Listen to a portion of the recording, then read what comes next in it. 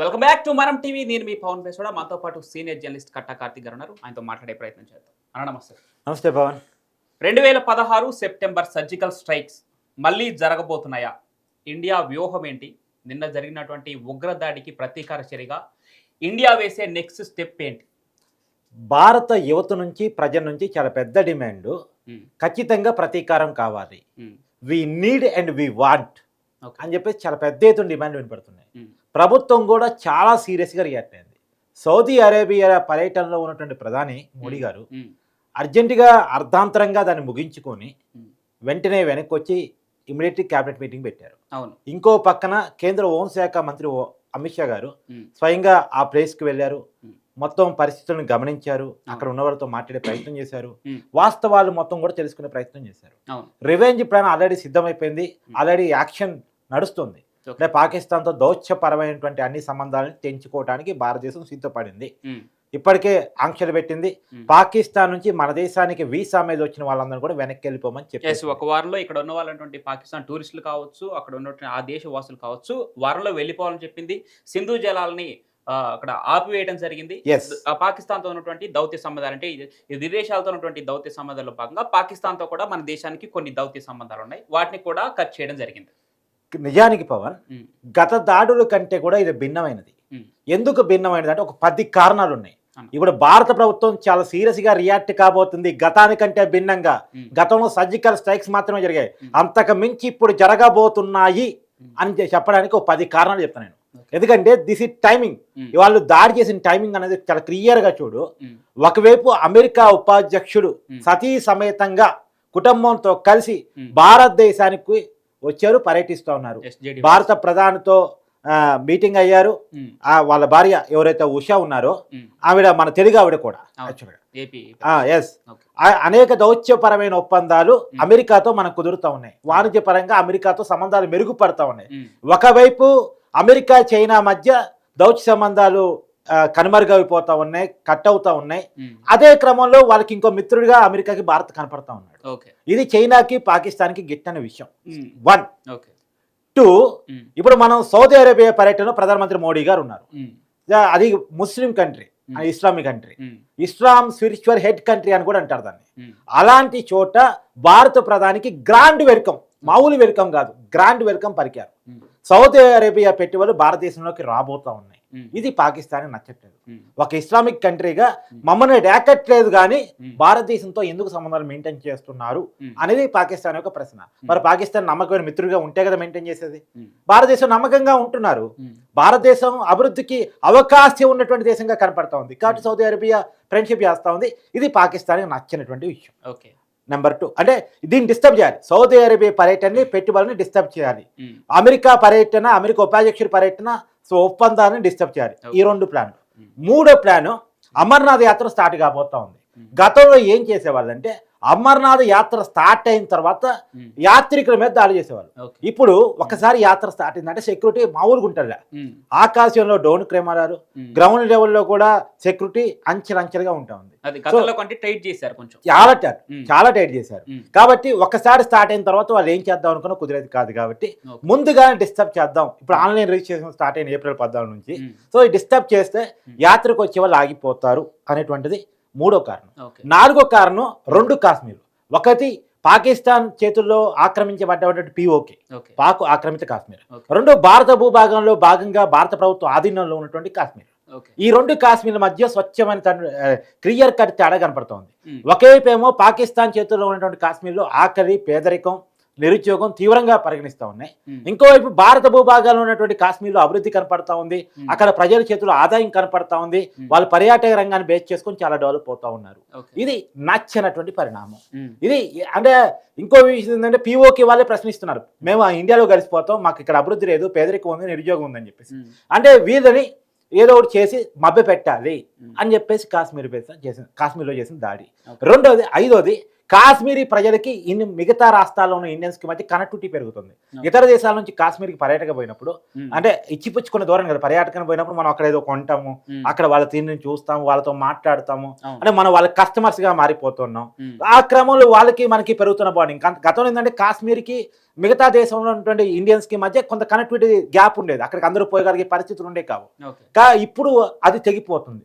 ఇప్పుడు బంధం ఏర్పడుతూ ఉంది. ఈ ఎమోషనల్ కనెక్టివిటీ ఇండియాతో కాశ్మీర్కి ఏర్పడిందంటే ఈ ఉగ్రవాదులు గతంలో ఇచ్చిన సహకారం ఇక ఉండబోదు. రెండోది, ఉగ్రవాదులు రిక్రూట్మెంట్ ఉండబోదు. వాళ్ళు భారతీయత అనే దాన్ని అలబర్చుకుంటారు. ఒకప్పుడు అక్కడ భారతీయ జెండా ఎగరేయాలంటే చాలా కష్ట సాధ్యమైన పని. లాల్ కృష్ణ అద్వానీ ఇప్పుడు అధికారంలో ఉన్న బీజేపీ పార్టీకి ఒకప్పుడు హెడ్ గా పనిచేసినటువంటి వ్యక్తి, కేంద్ర హోంశాఖ మంత్రిగా కూడా పనిచేశారు, ఆయన ఉప ప్రధాని కూడా పనిచేశారు. ఆయన లాల్ కృష్ణలో అద్వానీ గారు అక్కడ లాల్ చౌక్లో, కాశ్మీర్లో లాల్ చౌక్లో ఉంటుంది, అక్కడ భారత్ జెండా ఎగరేయటానికి చాలా ముప్పు తిప్పలు పడ్డారు, రథయాత్ర చేశారు. ఎస్ ఎస్ అయితే ఆ పరిస్థితి నుంచి చాలా ఈజీగా ఇండియా అనేటువంటి పదం అక్కడ వినపడతా ఉంది. అది నచ్చినటువంటి విషయం. రెండోది, ఆరోది, ఆర్టికల్ 370 తర్వాత పాకిస్తాన్ ఎక్స్పెక్ట్ చేసింది ఏంటంటే అక్కడ కాశ్మీర్లో పెద్ద ఎత్తున ఇండియా మీద తిరుగుబాటు వస్తుంది అని చెప్పేసి అనుకున్నారు. కానీ అది రాకపోగా చాలా శాంతి, చాలా సౌభాగ్యం, పైగా అక్కడ ప్రజల చేతిలో సిరి సంపదలు, దీన్ని చూడలేనితనం. రెండోది, బయట ప్రపంచానికి కాశ్మీర్ ఇష్యూకి సెటిల్ అయిపోయింది, కాశ్మీరీలు భారతదేశంలో భాగంగా ఉంటానికి సిద్ధపడ్డారు, ఈ కాశ్మీర్ ఇష్యూ అనేది క్లోజ్డ్ అనేటువంటి ఇండికేషన్ పోతా ఉంది. ఇలా పోవటానికి వీలేదు. కాశ్మీర్ రగులుతున్నటువంటి జ్వాల, అది ఇంకా సెటిల్ కానటువంటి విషయం అనేటువంటి దాన్ని ప్రపంచానికి చూపించాలి అనే కోణం ఇంకొకటి కనపడుతుంది. తర్వాత ఇప్పుడు నిన్న చాలా గతంలో దాడులు ఎలా ఉండేవి అంటే పవన్, ఇప్పుడు దాడి చేసినప్పుడు దిల్సుఖ్నగర్లో మన హైదరాబాద్ లో కూడా బాంబు పేలుడు జరిగింది. కానీ అక్కడ ఎవరుంటే వాళ్ళు చనిపోతారు, మతాలు ఉండదు, క్రిస్టియన్స్ ఉండొచ్చు, హిందువులు ఉండొచ్చు, ముస్లింస్ ఉండొచ్చు, ఎవరుంటే వాళ్ళు చనిపోతారు. బాంబులు బ్లాస్టర్లు పెట్టేసి లేదా తుపాకులతో కాల్చడం. ముంబైలో జరిగిన దాడులు కూడా చూడు నువ్వు, అక్కడ మతాలను చూసి ఏం కార్చరు. ఉగ్రవాదులు భారతీయులను చంపాలనే ఉద్దేశంతో వస్తారు, కానీ ఇక్కడ పర్టికులర్ గా మతం పేరుతో అడిగి మరి ప్రైవేట్ పార్ట్స్ చెక్ చేసి మరి ఐడి కార్డు చెక్ చేసి మరి 1-2 సార్లు చెక్ చేసుకొని చంపారు, పాయింట్ బ్లాంక్ లో పెట్టి చంపారు.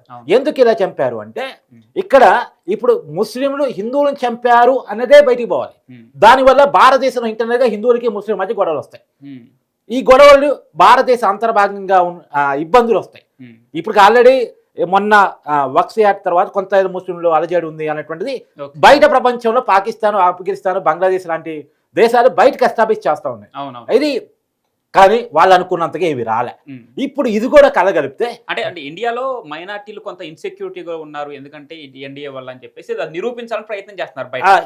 అంటే ఇప్పుడు ఇన్సెక్యూర్ గా ఉన్నారని చూపించాలి అంటే వీళ్ళ మధ్య పుల్లలు పెట్టి గొడవలు ఎరగానే చేయాలి. కరెక్ట్. కాబట్టి ఈ మతం అనే దాన్ని ఎక్కువగా ఇంజెస్ట్ చేస్తే ఇప్పుడు సహజంగా హిందువులు కూడా కోపం వస్తుంది.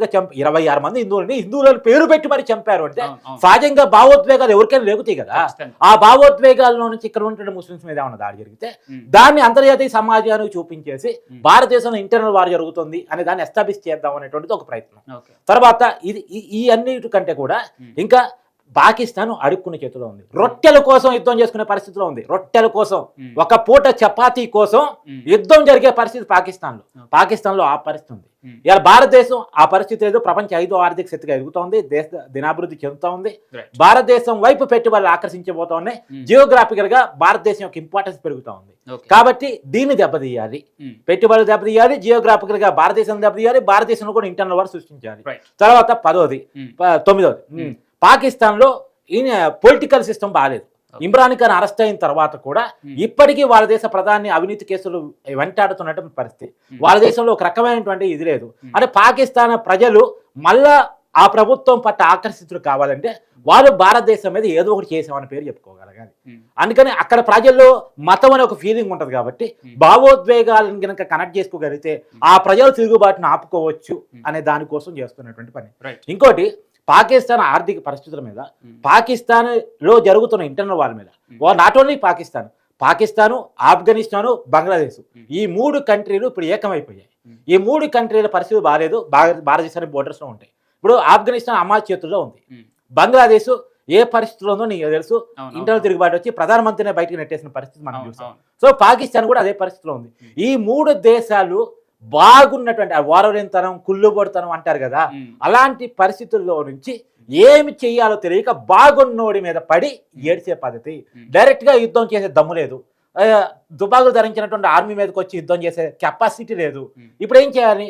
ఏదో ఒకటి చచ్చి చెడుతాడు చేయాలి. ఉమ్, ఈ చచ్చి చెడుతాడు కోసం వీళ్ళు ఎక్కడి దాకా దిగజారంటే ఆఫ్ఘనిస్తాన్లో హమాస్ తీవ్రాల దగ్గర ఆయుధాలు తీసుకున్నారు, చైనా దగ్గర ఆయుధాలు తీసుకున్నారు, తర్వాత అమెరికా వాళ్ళు ఆఫ్ఘనిస్తాన్ నుంచి వదిలిపోయిన ఆయుధాలు కూడా తీసుకున్నారు. ఇప్పుడు ఆయుధాలన్నీ ఇప్పుడు బయటపడుతున్నాయి. ఇప్పుడు నిన్న 26 మంది చంపిన వాళ్ళు వాళ్ళ చేతుల్లో ఉన్న ఆయుధాలు మామూలు ఆయుధాలు కాదు.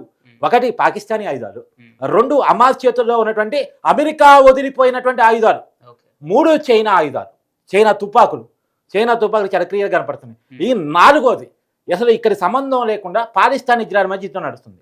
ఆ పాకిస్తాన్ ఇజ్రాయెల్ మధ్య జరుగుతున్నటువంటి యుద్ధంలో ప్రముఖ పాత్ర వహిస్తున్నటువంటి తీవ్రవాదుల నుంచి కూడా ఆయుధాలు వచ్చాయి. అంటే ఎంత నెట్వర్క్గా ఇది నడుస్తుందో చూడు, ఎంత ప్లాన్డ్గా, ఎంత ఆర్గనైజ్డ్గా నడుస్తుందో చూడు. దీనికంటే ముందు పాకిస్తాన్ ఆక్రమిత కాశ్మీర్ పాకిస్తాన్ చేతిలో ఉంది కాబట్టి అక్కడ అనేక మీటింగ్స్ జరిగాయి. ఏంది ఇక్కడ పాకిస్తాన్లో తిరుగుబాట్లు వస్తున్నాయి, ఇక్కడ పీవీఓలో తిరుగుబాట్లు వస్తున్నాయి, భారతదేశంలో కలుస్తాం తిరుగుబాటు వస్తున్నాయి, రేపు బెలూచిస్తాన్లో అంటే పాకిస్తాన్ 2 దేశాలు కావాలని యుద్ధం వస్తూ ఉంది, అంటే అక్కడ ఇంటర్నల్ తిరుగుబాటు వస్తుంది. ఈ పరిస్థితులన్నీ చక్కబడాలంటే మనం చేయగలిగిన పని ఏంటి అన్న దాని మీద ప్రపంచవ్యాప్తంగా ఉన్నటువంటి తీవ్రవాద సంస్థలన్నీ ఒకటై నిషేధించబడ్డ లష్కర్ తోయిబా డైరెక్ట్ గా దాడి చేయలేక మళ్ళీ దానికి ఒక సబ్ డివిజన్ టిఆర్ఎఫ్ మళ్ళీ వాళ్ళు వచ్చేసి ఇవాళ భారతదేశ సైనికుల దుస్తులో వచ్చేసి ప్రజల్ని మోసం చేసేసి ప్రజల మీద, నిరాయుధులైనటువంటి ప్రజల మీద అత్యంత దారుణంగా దాడికి పాల్పడ్డారు. అది కూడా అమర్నాథ్ యాత్రకు పోయే ఒకటి ప్లేస్ మీద. ఈ 10 కారణాలు చూసినప్పుడు భారతదేశాన్ని జియోగ్రాఫికల్ గా దెబ్బ కొట్టేటువంటి సిస్టమ్ మీద జరిగింది. ఒకవైపేమో అమెరికా వైస్ ప్రెసిడెంట్ పర్యటన జరుగుతుంది, ఇంకోవైపు భారత ప్రధాని సౌదీ పర్యటన జరుగుతుంది, ఇంకోవైపు అమర్నాథ్ యాత్రకి దేశం సిద్ధపడతా ఉంది. ఈ టైంలో టైమింగ్ అనేది చాలా ఇంపార్టెంట్ కాబట్టి చాలా పెద్ద కుట్ర ఇది చిన్న విషయం కాదు అని చెప్పేసి కారణం చేత గతంలో పుల్వామా దాడి జరిగినప్పుడు మనం బాలకోట సర్జికల్ స్ట్రైక్ చేసాం. మన శక్తి ఏంటో పాకిస్తాన్ తెలుసు, మన దమ్ ఏంటో పాకిస్తాన్ తెలుసు. ఇది ఎంత ఆర్గనైజ్ గా జరిగిందంటే పాకిస్తాన్ ఆర్మీ చీఫ్ గా ఉన్నటువంటి వ్యక్తి భారతదేశాన్ని మేము వదిలిపెట్టేది లేదు, కాశ్మీర్ మా నరం అని పాకిస్తాన్ ఆర్మీ చీఫ్ మాట్లాడతాడు. తర్వాత ఈ ఖలీద్ ఎవరైతే ఉన్నారో, ఈ టిఆర్ఎఫ్ కి హెడ్ గా ఎవరైతే ఉన్నారో వాడు నరహంతక ఉగ్రవాది, మావులోడి కాదు. అలాంటి హెడ్గా పెట్టి చాలా ఆపరేటింగ్ చేశారు కాబట్టి ఇప్పుడు వాని టార్గెట్ కాదు పాకిస్తాన్ టార్గెట్ కాబోతుంది. నాకు తెలిసి పీఓకి ఆక్రమణకు భారత్ సిద్ధం కాబోతోంది. పీఓకేలో ఉన్నటువంటి ఉగ్రవాద శిబిరాల మీద ఇమీడియట్గా సర్జికల్ స్ట్రైక్ చేయాలని చెప్పి కేంద్ర ప్రభుత్వం డిసైడ్ అవుతున్నట్టు కూడా తెలుస్తోంది. రైట్. హిందూ ముస్లింలు కలిసి ఉండటం ఇష్టం లేనటువంటి పాక్ ఉగ్రదాడికి ప్రతిచర్యగా ఇండియా ఏం చేయబోతుంది అనేది కొంత ఉత్కంఠగా మారింది. రక్షణ శాఖ మంత్రి రాజ్నాథ్ సింగ్ చెప్పిన దాని ప్రకారం భారత్ సత్తా ఏంటో చూపిస్తాం, ప్రపంచం ఆశ్చర్యపోయేలాగా అడుగు వేస్తాం. ఒకే ఒక మాట, పాలస్తీనా దాడి, గాజా దాడి తర్వాత ఇజ్రాయెల్ ఎలాంటి మెరుపు దాడులు చేసిందో ఇప్పుడు భారత్ కూడా అదే చేయబోతుందా? ఇప్పుడు భారత ప్రజలైతే ఎక్స్పెక్టింగ్ 140 కోట్ల మంది తిరగబడితే ఎలా ఉంటుందో పాకిస్తాన్ రుచి చూపించాలని డిమాండ్ బాగా పెరుగుతున్నాయి. ఆ వైపుగానే కేంద్రం ఆలోచిస్తుందా చూడాలి. రాజ్నాథ్ సింగ్ చెప్పినట్టు భారత్ సత్తా ఏంటో ప్రపంచమంతా ఆశ్చర్యపోయేలాగా ప్రతిచర్య ఉండబోతుందని చెప్పి రాజ్నాథ్ సింగ్ చెప్పారు. సో దీన్ని బట్టి ఆలోచిస్తే సర్జికల్ స్ట్రైక్ మించి ఏదో జరగబోతుంది, అది కూడా ఈ వారం రోజుల్లోనే. Wait and see.